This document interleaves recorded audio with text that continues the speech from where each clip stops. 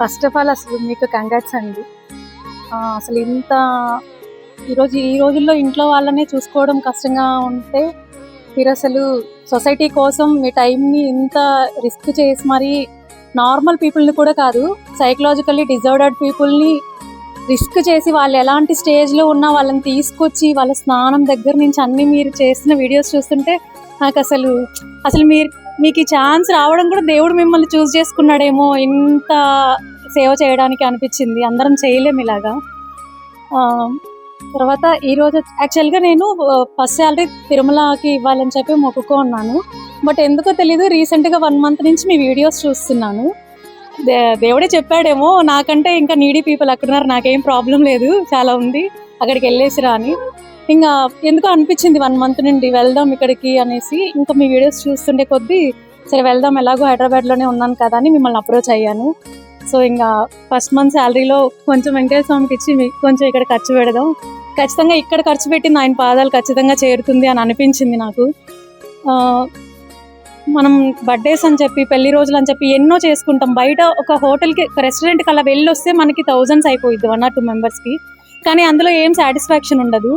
ఈరోజు నా మనీతో ఫస్ట్ టైం నేను ఇక్కడ ఒక అన్నదానం అంటే ఒక మనిషికి నేను ఒక పూట భోజనం పెడుతున్నా అంటే ఆ సాటిస్ఫాక్షన్ ఎలా ఉందంటే నా మనసులో అది అసలు ఎక్స్ప్లెయిన్ చేయలేను.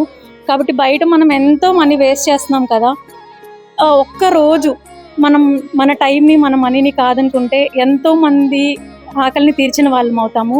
ఈ సాటిస్ఫాక్షన్ ఇంక ఎంత చేసినా రాదు.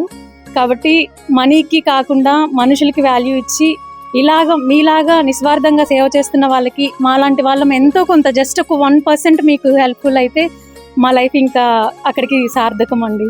Thank you for this opportunity. నాకు అసలు ఇక్కడ ఈరోజు నాకు ఈ అవకాశాన్ని కల్పించినందుకు థ్యాంక్స్ అండి. మా నాన్న నేను 8th classలో ఉన్నప్పుడు చనిపోయారు. ఈ 13 years ఒక అమ్మాయిగా మా అమ్మ సైకలాజికల్లీ తను కూడా డిజార్డెడ్ పర్సన్. యాక్చువల్లీ ఈ 13 years నేను ఈ స్టేజ్కి రావడానికి ఎంత స్ట్రగుల్ అయ్యానో నాకు తెలుసు. ఎన్నో దాటేసి వచ్చాను, రిలేటివ్ సొసైటీ అన్న మాటలన్నింటినీ ఫేస్ చేసి. బట్ ఈరోజు ఆ వెంకటేశ్వర స్వామి దయ వల్ల, శివయ్య దయ వల్ల ఈరోజు ఇక్కడ వరకు ఉన్నాను. అసలు ఈరోజు ఈ స్టేజ్కి వచ్చాను అంటేనే నేనేనా అనిపిస్తుంది.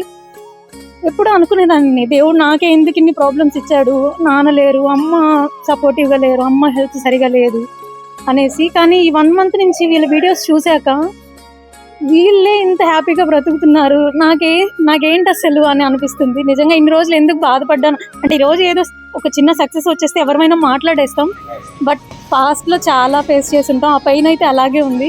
బట్ ఎవరమైనా సరే కష్టాలు అనేటివి వస్తూ ఉంటాయి, పోతూ ఉంటాయి. కానీ మనం ఏదైనా సాధించగలం అనుకుంటే ఖచ్చితంగా సాధించగలుగుతాం.